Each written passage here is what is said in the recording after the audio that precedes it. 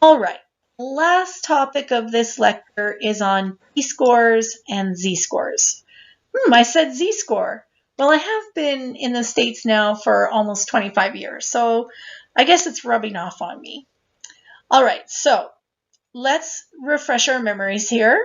A z-score is calculated by taking your raw score, subtracting the mean of the distribution it came from, and dividing by the standard deviation of that same distribution. Now, this formula works as long as your sample size, so this distribution here, has at least 30 scores in it. By the way, I will explain this image in a minute. All right? So, this formula works well as long as the distribution has at least 30 scores. But I can think of lots of times where that wouldn't be true. So what happens if you have fewer than 30? What do? Answer is switch the letter of the alphabet. You're not going to use Z anymore. You're going to use something called T. And I will tell you, Z and T are very, very similar. Their distributions are very similar. In fact, we refer to them as kissing cousins. So these guys, well, maybe they're not cousins, but they're kind of kissing. Anyways, that's the reason why I have that little graphic up there. So Z and T are very, very similar. They're like kissing cousins. Now, we'll talk about some of the major ways in which they're the same, and we'll also look at some of the ways in which they're different. But to start, let's just look at a t-score. A t-score and a z-score are the same in the sense that they're both considered standardized. So Z is a standardized score, so is a t-score. All right. Now again, they're alike in many ways, which is why we're going to call them kissing cousins. And one way that they're alike is the formula. The formula is the same. And you're like, whoa, wait a second. If the formula is the same, why is T different from Z if the formula is the same? It has more to do with the table than the score itself. Okay, so I am going to show you this on the next slide. This slide, in fact. All right, so this blue line represents the z-score distribution. And remember, there's only one. When you plot all z-scores in the universe and beyond, there's only one z-score distribution. But notice that there's more than one t-score distribution. So these green and red line, that represents just two t-score distributions. In reality, there's an infinite number of t distributions, whereas remember, there's only one z distribution when we're talking about the z distribution. So let's go through some of the similarities and differences. And again, remember that the difference between T and Z is not in the formula, it's in the distributions. And later in the next chapter, I'm going to show you why T is very much the backseat choice compared to Z. Whenever possible, we're going to want to use z-scores and not t-scores. And again, this won't really make sense to you until the next chapter. Okay, so let's start with some differences here. So we already learned that when we're talking about the z-score distribution, there's only one z-score distribution. But when we talk about t distributions, there's an infinite number. So that means very, very many t distributions, right? There's not 100, 1,000, 1,000,000, 1,000,000,000,000. There's an infinite number of t distributions. Now, because there's only one z distribution, the variance and the standard deviation for that distribution has been figured out, and they both equal 1. We know it. We've figured it out. There's only one z distribution, so it's easy to calculate this, and it's not going to change.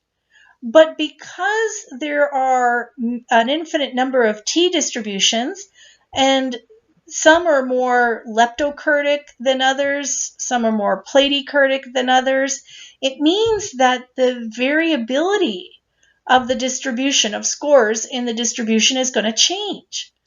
So here, for the t-distributions, the variance and the standard deviation depend on the specific t-distribution you're looking at. Again, some of them are going to be more leptokurtic, right? LEAP, which means less variability, more clustering. Others are going to be more platykurtic, flatter, which means more variability. So these numbers change depending on the specific t-distribution you're looking at. For Z, areas under the curve are constant. What this means is if we want to know what is the area between plus and minus 1, we know it's 68%. That doesn't change. What's the area between plus and minus 1.96? It's 95%. That area does not ever change. But the areas under the curve for the t-distribution depend on the specific t-distribution you're looking at. All right, so if I'm asking what is the area between, I don't know, I'm just estimating between this number and this number, well, it's going to be one thing for the green distribution, and it's going to be another for the red. All right, so if you were to pick 2 points here on the x-axis and say, what is the area for the green, you're going to get a certain number, right, certain percentage, and it's actually going to be larger for the red. You see how the red at this point is going to be even broader? So you're going to get a larger percentage of scores for the red than for the green if we choose these 2 points down here. All right, so again, the areas under the curve are constantly changing depending on which t-distribution you're looking at. Now, when you have a sample size, wait a second, less than 30. Hold on, let me make sure that I did not, because normally I'm looking at greater than 30. All right, so when you have a sample size less than 30, Z has thinner tails than T. So less than 30, all right, Z, whatever Z score is, whatever number you're here, if you're looking at Z, it's going to have thinner tails, right? You see that? They're thin. Now, when N is less than 30, T has fatter tails. So again, you're looking at some sort of t-score or z-score. So let's just say that this is, for argument's sake, let's say this is 2.5. All right, so if this was a z-score, 2.5, it's going to have thin tails, right? You see that, right? T. It has a very, T. Z. Okay, so if this is Z, 2.5, this is a very thin tail for Z. Now take this same number, 2.5, and let's assume that that's a t-score. So if it's a t-score, that means that the tail here is even thicker, right? So when you have less than 30, okay, less than 30, if you were to use Z, you would see that the tail is very thin. Now you shouldn't be using Z, right? Because we said if it's less than 30, use T. But if, let's say, you use Z just to, I don't know, just to see what would happen, if you used a Z score, you'd get a very, very thin tail. But if you used a T-score, that tail would be much thicker. Now, I know that this is kind of like a, so what? This is not going to change my life, is it? Friday's still going to come, Monday's still Monday, etc.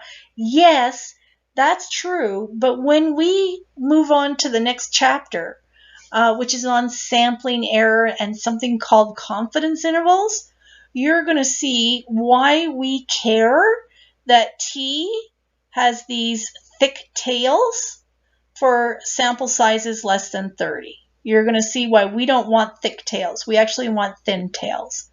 And again, I'm not going to explain it now. It won't make sense. All right. Now, what do you do if you want to find the areas under the curve for Z? You go to a Z table, right?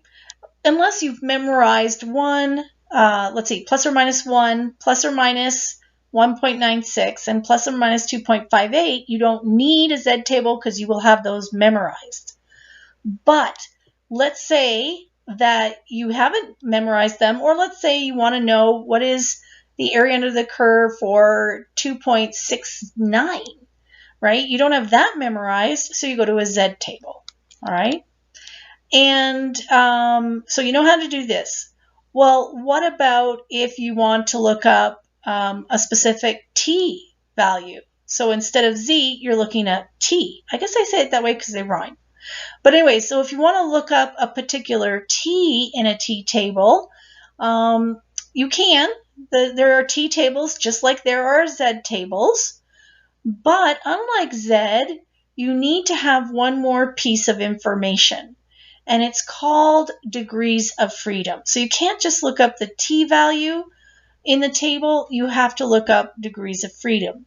Now, I'm going to tell you what the degrees of freedom are in a second. But before I go there, I want to make sure I tell you one more thing because I'm afraid I might forget.